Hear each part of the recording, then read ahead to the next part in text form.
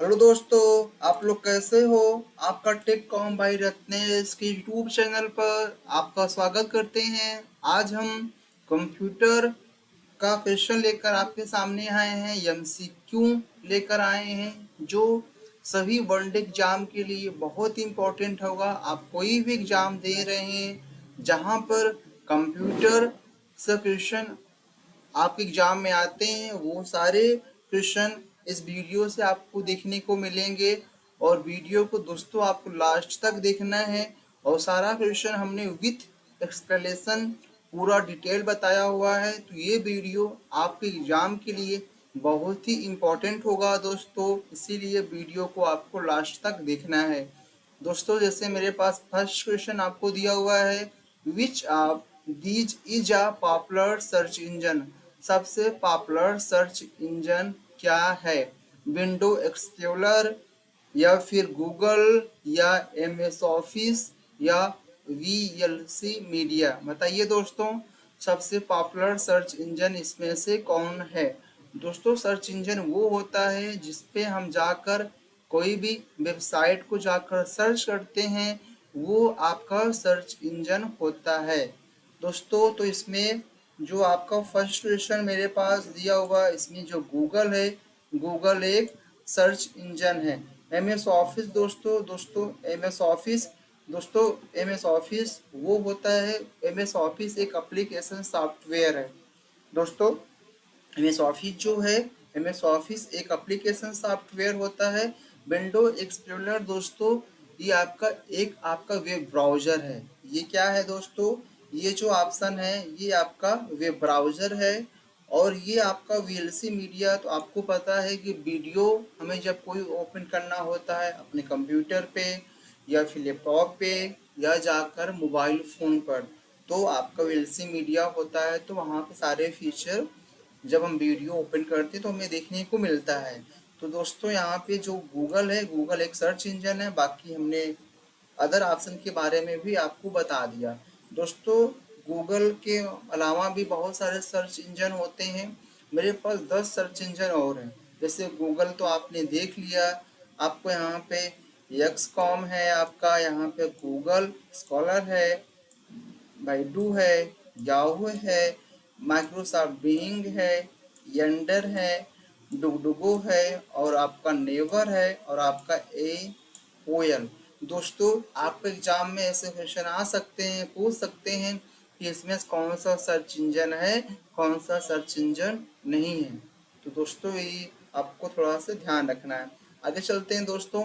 मेरे पास आपका second question दिया हुआ है, in MS word what does the red way line under a word indicate। दोस्तों जब हम एमएस ऑफिस होता है या फिर हम एमएस ऑफिस में हम जाकर एमएस वर्ड ओपन करते हैं या लिब्रे ऑफिस में जाकर हम राइटर ओपन करते हैं, जब हम कोई मैसेज वहाँ पे टाइप करते हैं, कभी कभी होता वहाँ पे जो वर्ड के नीचे अंडरलाइन आ जाए, रेड लाइन आ जाता है। तो दोस्तों रेड लाइन इसलिए आता है जिसकी कोई मीनिंग नहीं होता है या फिर कोई आपका स्पेलिंग रॉन्ग होता है, तो वहाँ पे अंडरलाइन हमें देखने को मिलता है। तो दोस्तों यहाँ पे जो आपका बी वाला ऑप्शन है, बी ऑप्शन, यहाँ जो बी वाला ऑप्शन है दोस्तों, बी ऑप्शन क्या होता है? Spelling error. जब स्पेलिंग एरर होता है, आप एमएस ऑफिस में जाकर कोई वर्क करते हैं, टाइप करते हैं, तो वहाँ पे आपको लाइन देखने को मिलता है। दोस्तों आपको दिखाना चाहेंगे, जैसे दोस्तों हमने यहाँ पे मान लेते हैं, हमने विनवर्ड ओपन कर लिया दोस्तों। और जैसे ओपन करने के बाद हमने मान लेते कुछ भी लिखा, हमने यहाँ पे कुछ आपको टाइप कर लिया, जैसे कि हमने यहाँ पे मैसेज ला लेते, जैसे आपको दिखाने के लिए हमने एक मैसेज ला लिया। और मान लेते हैं मेरे पास यहाँ लिखा हुआ वीडियो, हमने मान लेते हैं, देखो यहाँ पे डी गायब कर दिया। देखो यहाँ पे दोस्तों हम जैसे हमने यहाँ पे डी गायब किया, वहाँ पे आपका रेड लाइन आ जाएगा। हमने यहाँ पे पावर को पी रिमूव किया, तो वहाँ पे अंडरलाइन आ जाएगा। तो दोस्तों रेड लाइन कब आता है? जब आपका स्पेलिंग एरर होता है। और तब आता है जब जिसकी कोई मीनिंग नहीं होता है। दोस्तों एक एक चीज़ और आप यहाँ पे देख पा रहे हैं दोस्तों, कि मेरे पास एक अंडरलाइन और आ रहा है, देख रहे हैं दोस्तों आपका यहाँ एक आपका रेड लाइन तो स्पेलिंग एरर में आ रहा है, एक आपको ब्लू लाइन आ रहा है। देखिए दोस्तों, जैसे कि ब्लू लाइन आपको दिखता होगा दोस्तों यहाँ पे, जहाँ पे ए लिखा हुआ है, एक आपका ब्लू लाइन यहाँ पे आ रहा है दोस्तों। ब्लू लाइन तब आता है जैसे कि जब कोई आपका मतलब जो कहते हैं ग्रामरी जो अलग होता है, जैसे कोई भी आप ग्रामर, जैसे ग्रामर क्या बोलता है कि जो है हर एक लेटर का पहला ऑप्शन क्या होना चाहिए, बड़ा होना चाहिए, और आपका स्पेस होना चाहिए। तो जहाँ ग्रामर एरर होता है वहाँ पे आपका ब्लू लाइन देखने को मिलता है, और जहाँ पे स्पेलिंग एरर होता है वहाँ पे आपका रेड लाइन देखने को मिलता है दोस्तों। दोस्तों इक्वेशन के बारे में आपको इतना पता होना चाहिए। आगे चलते हैं दोस्तों, मेरे पास नेक्स्ट क्वेश्चन दिया है दोस्तों। नेक्स्ट क्वेश्चन मेरे पास यहाँ पे देखने को मिलेगा, which of computer used micro processor. बताइए दोस्तों, मेरे पास जो फर्स्ट जनरेशन में कंप्यूटर आया था उसमें कौन सा माइक्रो प्रोसेसर यूज हुआ था, बताइए दोस्तों। तो दोस्तों यहाँ पे फर्स्ट जनरेशन में जो कंप्यूटर आया था उसमें आपका, बताइए दोस्तों, माइक्रो प्रोसेसर, अच्छा इसमें पूछा हुआ दोस्तों माइक्रो प्रोसेसर किन जनरेशन में यूज हुआ था। क्या वो फर्स्ट जनरेशन था, फर्स्ट जनरेशन था, क्या उसमें यूज हुआ था, या सेकंड जनरेशन था उसमें यूज हुआ था, या कि थर्ड जनरेशन था उसमें हुआ था, या फोर्थ जनरेशन था उसमें हुआ था, बताइए दोस्तों। तो किसमें हुआ था दोस्तों, माइक्रो प्रोसेसर आपका जाके जो फोर्थ जनरेशन था उसमें यूज हुआ था, क्योंकि फर्स्ट में वर्किंग ट्रूप हुआ था, सेकंड में आपका आईसी वगैरह यूज हुआ था, ऐसे थर्ड में भी ऐसा कुछ आपको दिखाना चाहेंगे दोस्तों कौन कौन सा किसमें क्या क्या यूज हुआ है दोस्तों। सबसे मेरे पास फर्स्ट जनरेशन में जब आप आया था तो इसमें आपका फर्स्ट जनरेशन में क्या था, ये इसका डेट है 1946 से 1954। ये फर्स्ट जनरेशन का कंप्यूटर था, जो ईयर था, उसमें आपका वैक्यूम ट्यूब यूज हुआ था। सेकंड जनरेशन में जब कंप्यूटर आया था ये आपका 1955 से लेकर 1964 के बीच में था, इसमें आपका ट्रांजिस्टर यूज हुआ था। आपका थर्ड जनरेशन कंप्यूटर जब आया था दोस्तों, ये आपका 1964 से लेकर 1900 आपका 67 था, आपका 77 था, 77 था, और इंटीग्रेटेड सर्किट यहाँ पे आईसी का यूज हुआ था। और फोर्थ जनरेशन में कंप्यूटर जब आया था दोस्तों, फोर्थ जनरेशन में जो आपका यूज हुआ था इसमें इसका आपका 1975 के आसपास इसका था, और इसमें large scale integration L S I इसमें आपका आया था। और फिफ्थ जनरेशन जो कंप्यूटर अभी चल रहा है दोस्तों, ये आपका 1980 के दशक का है, और इसमें आपका आर्टिफिशियल इंटेलिजेंस का यूज किया गया है। तो दोस्तों आपको first generation working tube use हुआ था, सेकंड में ट्रांजिस्टर यूज हुआ था, थर्ड में इंटीग्रेटेड सर्किट यूज हुआ था, और फोर्थ में लार्ज स्केल इंटीग्रेशन यूज हुआ था, और फिफ्थ वाले में आर्टिफिशियल इंटेलिजेंस यूज हुआ था दोस्तों। जैसे कंप्यूटर भी आप यहाँ पे इमेज भी दे सकते हैं, फर्स्ट जनरेशन में कंप्यूटर थोड़ा बड़े होते थे, उसके बाद सेकेंड में थोड़ा सा छोटे हुए, और फोर्थ में आप थर्ड में देखें थोड़ा सा उससे छोटा हुआ, थोड़ा सा इसकी स्पीड ज़्यादा बढ़ जाती है। तो ऐसे ऐसे आप फोर्थ जनरेशन देखेंगे और फिफ्थ जनरेशन देखेंगे जो अभी मेरे पास कंप्यूटर चल रहे हैं, तो आपको इमेज के माध्यम से कंप्यूटर के सारे जनरेशन के बारे में अच्छे से क्लियर हो जाएगा। आगे चलते हैं दोस्तों। दोस्तों ये जो आपका है ना आईसी, आईसी को ही आपका माइक्रो प्रोसेसर बोलते हैं, ये चीज़ें पता होना चाहिए दोस्तों। आगे चलते हैं दोस्तों। आगे मेरे पास सेकंड क्वेश्चन जो दिया हुआ है, what does you R L, URL का मतलब यूआरएल का फुल फॉर्म क्या होता है दोस्तों। दोस्तों आपका यूआरएल का फुल फॉर्म होता है यूनिफॉर्म रिसोर्स लोकेटर।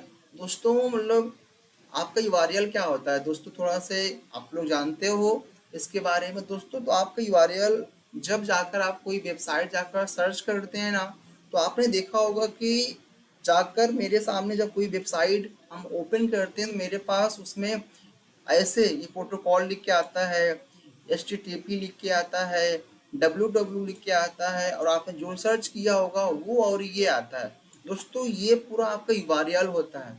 यूआरएल में आपके दिख रहे हैं, पहला प्रोटोकॉल आपको दिखता है जिसका फुल फॉर्म होता है hyper text transfer protocol, hyper text transfer protocol होता है। www ये आपका सब डोमेन होता है, और गूगल आपका डोमेन नेम होता है जो आपने सर्च किया होगा, और कॉम होता है टॉप लेवल डोमेन। ये चीज़ें अच्छे से पता होना चाहिए दोस्तों। दोस्तों जब जाकर हम कोई वेबसाइट ओपन करते हैं, तो वेबसाइट ओपन करने के बाद मेरे पास जो सब कुछ वहाँ पे दिखता है, सारा वेबसाइट वहाँ पे आपका प्रोटोकॉल है, सब डोमेन है, गूगल है और डॉट कॉम, कोई भी आप सर्च करते तो ऐसे आपको देखने को मिलता है, प्रोटोकॉल, सब डोमेन, डोमेन और टॉप लेवल डोमेन। तो दोस्तों इसके बारे में आपको अच्छे से कंफर्म होना चाहिए। आगे चलते हैं दोस्तों। आगे मेरे पास आपका जो क्वेश्चन दिया हुआ है, which of the following is an example of an output device. बताइए दोस्तों कि आउटपुट डिवाइस का कौन सा यहाँ पे एग्जाम्पल दिया हुआ है। क्या वो माउस होता है, या कीबोर्ड है, या प्रिंटर है, या जॉयस्टिक्स है। बताइए दोस्तों, तो आउटपुट डिवाइस क्या माउस होता है, क्या कीबोर्ड होता है, क्या प्रिंटर होता है, या जॉयस्टिक्स होता है। तो दोस्तों इसमें जो प्रिंटर है दोस्तों, ये एक आपका आउटपुट डिवाइस है। आउटपुट डिवाइस क्या होता है दोस्तों, जिसमें हमें आउटपुट, जिसमें हमें रिजल्ट देखने को मिलता है। दोस्तों कंप्यूटर में तीन चीज होता है, एक होता है इनपुट, एक होता है प्रोसेसर, एक होता है आउटपुट। हम कंप्यूटर में पहले इनपुट करते हैं, वो प्रोसेस होता है, उसके बाद जाकर हमें आउटपुट देखने को मिलता है। तो इनपुट करने के लिए बहुत सारे डिवाइसेस होते हैं, जैसे यहाँ पे माउस आपको दिया हुआ है, कीबोर्ड आपको दिया हुआ है, जॉयस्टिक्स दिया हुआ है। ऐसे डिफरेंट डिफरेंट डिवाइस होते हैं जिसमें हम कंप्यूटर में कोई भी चीज़ जाकर इनपुट करते हैं, उसके बाद वो देन जाकर प्रोसेस होता है, प्रोसेस होने के बाद हमें रिजल्ट देखने को मिलता है। ठीक है दोस्तों, थोड़ा दिखा देते हैं आपको कौन कौन से आउटपुट डिवाइस हैं। मेरे पास मॉनिटर एक आउटपुट डिवाइस होता है, प्रिंटर भी एक आपका आउटपुट डिवाइस है, स्पीकर भी मेरे पास एक आउटपुट डिवाइस है, प्रोजेक्टर भी आउटपुट डिवाइस होता है, एलईडी डिस्प्ले भी आपका, प्लॉटर भी। दोस्तों ये सारे आपके आउटपुट डिवाइस हैं। दोस्तों प्रोजेक्टर वगैरह भी आपका आउटपुट डिवाइस में आते हैं। तो दोस्तों इसको आपको याद रखना है दोस्तों, यहाँ से क्वेश्चन आपके एग्जाम में देखने को मिल सकते हैं दोस्तों, इसीलिए आपको क्लास को ध्यान से देखना है और क्वेश्चन आपको नोट करते चलते चलना है, जो लगे आपको इम्पोर्टेंट है उसको कॉपी में नोट करते चलना है। बाकी पीडीएफ हम डिस्क्रिप्शन में इसका जो लिंक आपको दे देंगे, आप ये पीडीएफ डाउनलोड कर सकते हैं। ठीक, चलते दोस्तों आगे चलते हैं। दोस्तों आगे मेरे पास तो आउटपुट डिवाइस आपको दिखा देते हैं दोस्तों। कीबोर्ड भी आउटपुट इनपुट डिवाइस है, माइक्रोफोन आपका इनपुट डिवाइस होता है, जॉयस्टिक्स भी है, ओसीआर है, स्कैनर है, माउस है, वेबकैम है, वर्चुअल रियलिटी है, टच स्क्रीन है, रिमोट है, टच पैड है। ऐसे डिफरेंट डिफरेंट कंप्यूटर में आपको इनपुट डिवाइस मिल जाएंगे दोस्तों। ये सारे क्वेश्चन आपके एग्जाम के लिए बहुत ही इंपॉर्टेंट है। आप ट्रिपल सी का पेपर वगैरह भी दे रहे हैं तब भी उसके लिए इम्पोर्टेंट है। आप कोई भी वनडे एग्जाम की तैयारी कर रहे हैं तब भी ये वीडियो आपके लिए बहुत ही यूजफुल होगा। आगे चलते हैं दोस्तों। दोस्तों आगे हमें क्वेश्चन दिया हुआ है, what is the full form of PDF.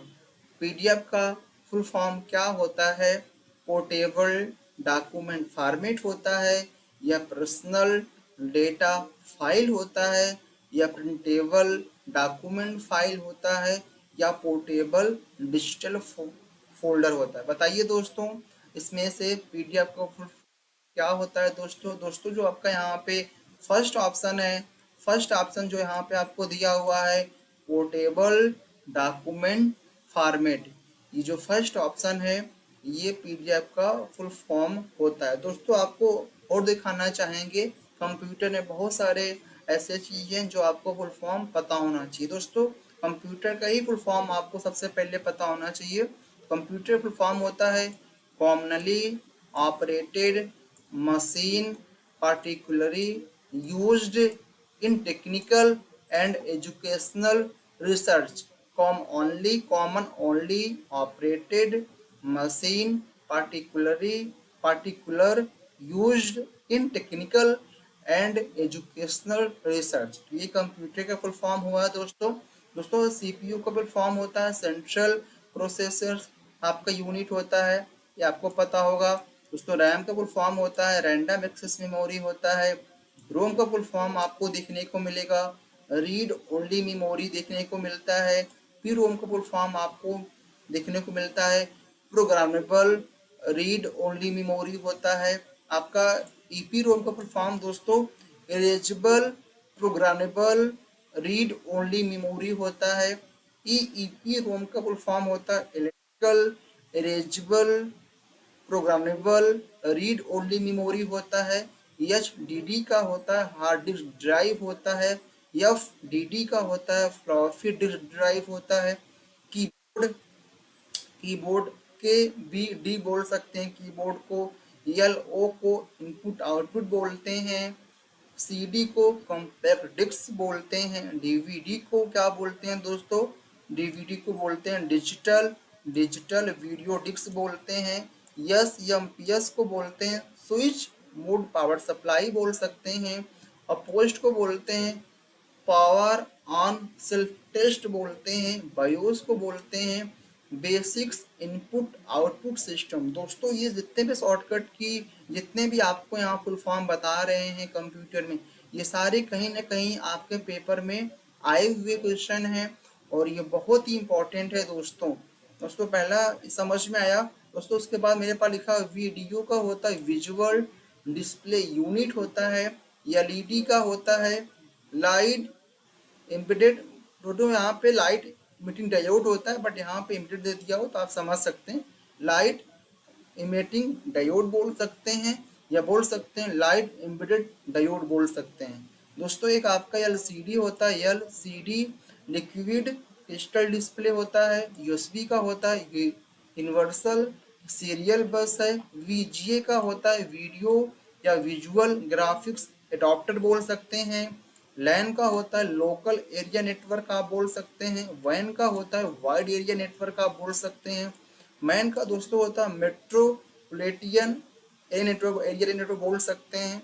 एक होता है H L L high level language बोल सकते हैं और एक होता है L L low level language बोल सकते हैं।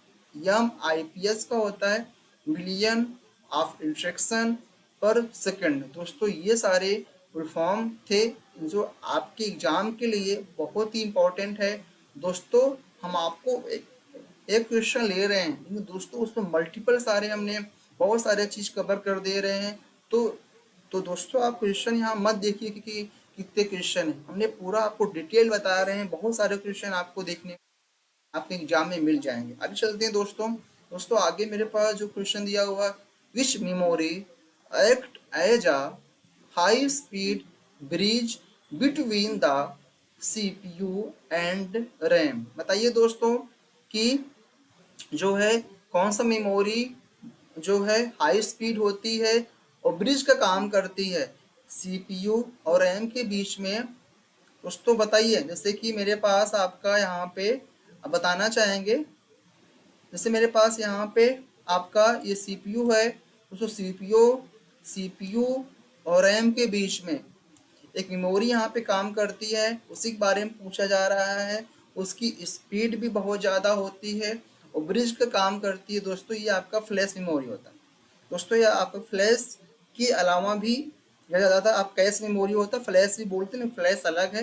कैश मेमोरी सबसे फास्ट मेमोरी होती है कंप्यूटर में और ये सीपीयू और रैम के बीच में एक ब्रिज का काम करती है जो आपके एग्जाम में देखने को मिलते हैं, आपके एग्जाम में देखने को मिलते हैं।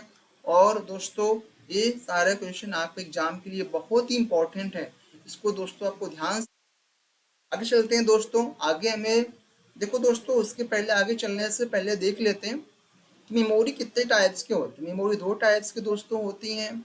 एक आपका होता है प्राइमरी मेमोरी होता है दोस्तों। एक आपका प्राइमरी मेमोरी होता है दोस्तों। एक आपका सेकेंडरी मेमोरी होता है दोस्तों। प्राइमरी मेमोरी की भी दो टाइप्स होते हैं, एक आपका रैम होता है, एक आपका होता है रोम। सेकेंडरी मेमोरी के भी आपके उसके अंदर टाइप्स होते हैं। फ्लॉपी डिस्क सेकेंडरी मेमोरी के अंदर आएगा, हार्ड डिस्क आएगा, सीडी आता है, डीवीडी आता है, पेन ड्राइव आता है। ये सारे दोस्तों सेकेंडरी मेमोरी के एग्जाम्पल हैं। इसके पहले फुल फॉर्म भी हमने सबको देख लिया है। जैसे रैम का होता है रीड, रीड आपका रैंडम एक्सेस मेमोरी होता है रैम का। रोम का होता है रीड ओनली मेमोरी होता है। तो सारे क्वेश्चन आपको अच्छे से देखना है। आगे चलते हैं दोस्तों। आगे हमें क्वेश्चन दिया हुआ है, in a computer what is the motherboard. बताइए दोस्तों, मदर बोर्ड कंप्यूटर में क्या होता है। जो कंप्यूटर में जो मदरबोर्ड होता है, जहाँ सारा डिवाइसेस लगे होते हैं, जहाँ रैम लगा होता है, प्रोसेसर लगा होता है, रैम है, रोम है, जो अदर कंप्यूटर कंपोनेंट लगे होते हैं, उसे मदरबोर्ड बोलते हैं। दोस्तों मदरबोर्ड क्या है? मदरबोर्ड है the main circuit board of the computer. Computer का सबसे मेन सर्किट होता है, एक आपका मेन सर्किट बोर्ड होता है जो सारा चीज को ऑपरेट करता है। आगे चलते हैं दोस्तों। दोस्तों ये देख लीजिए, यही दोस्तों आपका मदरबोर्ड होता है। जैसे देखो दोस्तों, यहाँ पे आपके पोर्ट्स होते हैं ना, जिसमें हम लोग कीबोर्ड माउस वगैरह लगाते हैं। ये दोस्तों आपका प्रोसेसर होता है। दोस्तों यहाँ पे आपका रैम लगाया जाता है, यहाँ पे रैम इंस्टॉल किया जाता है। ये पावर कनेक्टर होता है, ये फ्लॉपी होता है, प्राइमरी मेमोरी सेकेंडरी आईडीई होता है, ये आपका CMOS बैटरी होता है, इंटेल आउटपुट कंट्रोलर हब होता है, बायोस होता है, PCI। दोस्तों देख लीजिए, डिफरेंट डिफरेंट इसमें प्लेट में आपको डिफरेंट डिफरेंट जो है चीज़ें देखने को मिल जाएंगे, कंपोनेंट मिल जाएंगे, जिसको आपके बारे में आपको जानना चाहिए। आगे चलते हैं दोस्तों।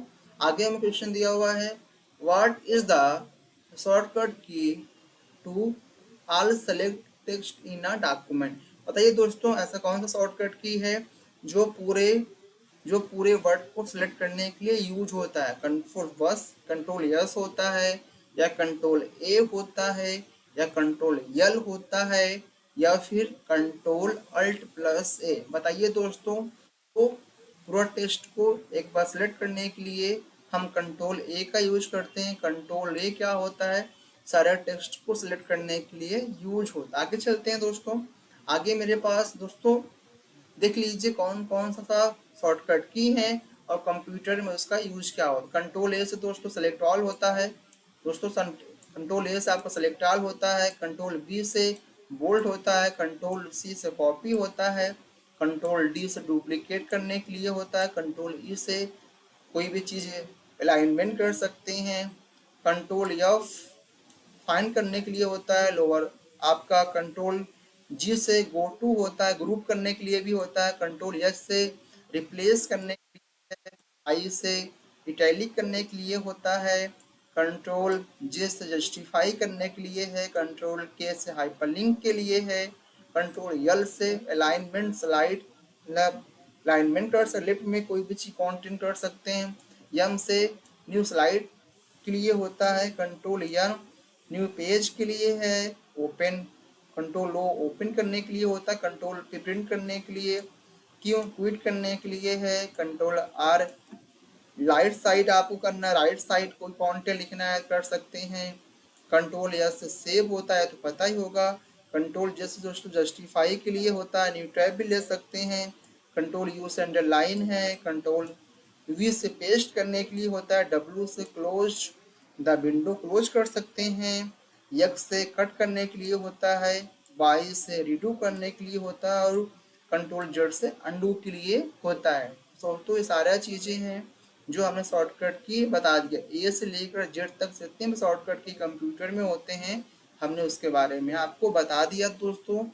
दोस्तों वीडियो आपको पसंद आता हो दोस्तों तो आपको लाइक करना है दोस्तों, और आपको चैनल को सब्सक्राइब करना है दोस्तों। दोस्तों थोड़ा सा अपने दोस्तों के पास भी इसको भेजना है, जिससे उनको भी थोड़ा सा एग्जाम वगैरह में तो फ़ायदा मिल सके। आगे चलते हैं दोस्तों।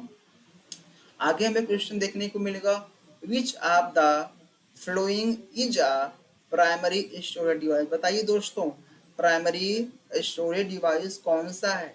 क्या वो हार्ड डिस्क होता है, या फिर रैम है, या ड्राइव है, या सीडी है? बताइए दोस्तों, इसमें से कौन सा प्राइमरी स्टोरेज डिवाइस है? क्या हार्ड डिस्क होता है, या रैम है या पेन ड्राइव है या सीडी रोम। दोस्तों इसके पहले क्वेश्चन में हमने आपको बताया भी था कि मेमोरी दो टाइप्स का होता है, एक आपका प्राइमरी मेमोरी होता है, एक आपका सेकेंडरी मेमोरी देखने को मिलता है। प्राइमरी मेमोरी दो टाइप्स के होता है, एक होता है रैम होता है, एक आपका रोम होता है।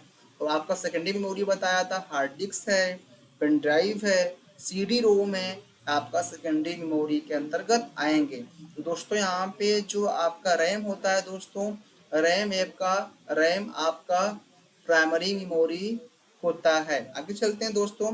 दोस्तों आगे हमें क्वेश्चन देखने को मिलेगा, what is the extension of a Microsoft power point presentation. बताइए दोस्तों कि पावर पॉइंट का एक्सटेंशन क्या होता है। दोस्तों एक्सटेंशन ये होता है जिससे हमें फाइल की पहचान होती है कि मेरी फाइल कहाँ बनी है, क्या वो एमएस वर्ड में बनी है या एक्सेल में बनी है या पावर पॉइंट में बनी है या फिर वो नोटपैड में बनी है। मतलब आप, क्योंकि डिफरेंट डिफरेंट सॉफ्टवेयर होते हैं और डिफरेंट डिफरेंट सॉफ्टवेयर में डिफरेंट डिफरेंट फाइल बनाई जाती है दोस्तों। तो फाइल की पहचान के लिए फाइल का एक्सटेंशन होता है। तो दोस्तों फाइल की यहाँ पे जो आपका ये पावर पॉइंट का जो एक्सटेंशन होता है पीपीटी होता है, प्रेजेंट पावर पॉइंट प्रेजेंटेशन। दोस्तों ये होता है। दोस्तों एक्सेल का आपका एक्सटेंशन होता है यक्स यल यक्स यल यस यक्स। ये पता होना चाहिए दोस्तों। ये आपका एक्सेल का होता है। डीओसी दोस्तों, डीओसी आपका एमएस वर्ड का जो फाइल बनती है डॉक्यूमेंट, वहाँ की फाइल को बोलते हैं, तो वहाँ का डीओसी एक्सटेंशन होता है। और टीएक्सटी दोस्तों, टीएक्सटी आपका नोटपैड पे जब हम कोई फाइल बनाकर सेव करते हैं तो वहाँ पे दोस्तों टीएक्सटी जो है फुल फॉर्म और टीएक्सटी आपका एक्सटेंशन होता है। आगे चलते हैं दोस्तों। दोस्तों आगे हमें क्वेश्चन देखने को मिलेगा, which among a malicious software design to damage computer. बताइए दोस्तों कि malicious जो आपका सॉफ्टवेयर होता है वो क्या करता है कंप्यूटर को, क्या मतलब कौन सा malicious सॉफ्टवेयर है जो कंप्यूटर को डैमेज करता है। क्या वो फ्रेमवेयर है या मालवेयर है या फ्रीवेयर है, शेयरवेयर। दोस्तों डिफरेंट डिफरेंट वायरस होते हैं जो आपके कंप्यूटर को, जो कंप्यूटर में आपकी फाइल को नुकसान पहुंचाते हैं, फाइल को करप्ट कर देते हैं, फाइल आपका ओपन नहीं होता है, फाइल आपको वायरस में कन्वर्ट हो जाता है। दोस्तों डिफरेंट डिफरेंट कंप्यूटर में वायरस देखने को मिलते हैं दोस्तों। यहाँ पे जो मालवेयर है, मालवेयर भी एक आपका वायरस है जो कंप्यूटर क्या करता है, कंप्यूटर में फाइल को डैमेज कर सकता है, डैमेज कर देता है, करप्ट कर देता है। वही यहाँ पे क्वेश्चन पूछा हुआ है कि कौन सा ऐसा मेलिकुलस सॉफ्टवेयर है जो कंप्यूटर को डैमेज करता है। तो मालवेयर दोस्तों ऐसा आपका सॉफ्टवेयर होता है जो डिजाइन किया जाता है कंप्यूटर को डैमेज करने के लिए। आगे चलते हैं दोस्तों। दोस्तों half byte is also known as. दोस्तों हाफ बाइट को हम क्या बोलते हैं, मतलब आपका पूछा 1 byte equal 4 bits is also known as. बताइए दोस्तों यहाँ पे 4 bits is also known as होता है दोस्तों। दोस्तों आपका ये जो लिखा हुआ है निबल, दोस्तों यहाँ पे 4 बिट्स इक्वल आप निबल बोल सकते हो। दोस्तों कंप्यूटर यूनिट्स आपके पेपर पर देखने को मिलता ही है। आप कोई भी कंप्यूटर, आप पेपर देने जाओगे तो वहाँ पे क्वेश्चन देखने को मिलता है। आगे चलते हैं दोस्तों, दिखा देते हैं आपको कि कौन कौन से कंप्यूटर यूनिट्स हैं। दोस्तों जैसे मेरे पास लिखा हुआ है यहाँ पे 1 बिट इक्वल बाइनरी डिजिट होता है, 1 बिट इक्वल होता है बाइनरी डिजिट, मतलब 0 1 को हम बाइनरी डिजिट भी बोलते हैं और बिट भी बोल सकते हैं। तो दोस्तों आगे लिखा हुआ, मेरे पास लिखा हुआ 8 बिट लिखा हुआ, 8 बिट्स इक्वल होता है 1 बाइट, 8 बिट्स इक्वल होता है 1 बाइट। और दोस्तों इसी को 8 बिट को जब 4 बिट कर देंगे ना तो आपका कितना हो जाएगा, वो आपका एक निबल हो जाएगा। पता होना चाहिए दोस्तों। दोस्तों यहाँ पे 1024 बाइट इक्वल आपका होता है 1 KB होता है, 1024 KB इक्वल आपका 1 MB होता है, 1024 MB इक्वल 1 GB होता है, 1024 GB इक्वल 1 TB होता है, 1024 TB इक्वल 1 पेटाबाइट होता है। दोस्तों ये सारा यूनिट आपको याद रखना है।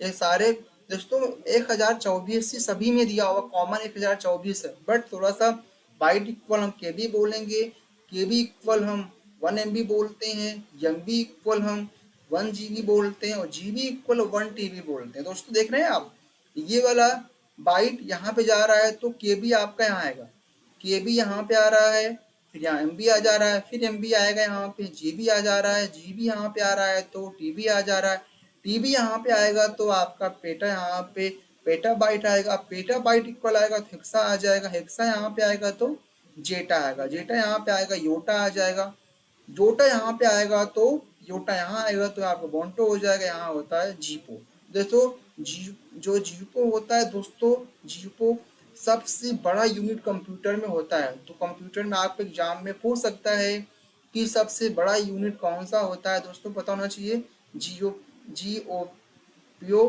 बाइट्स आपका बोलते हैं। आगे चलते हैं दोस्तों, आपका नेक्स्ट क्वेश्चन देखते हैं।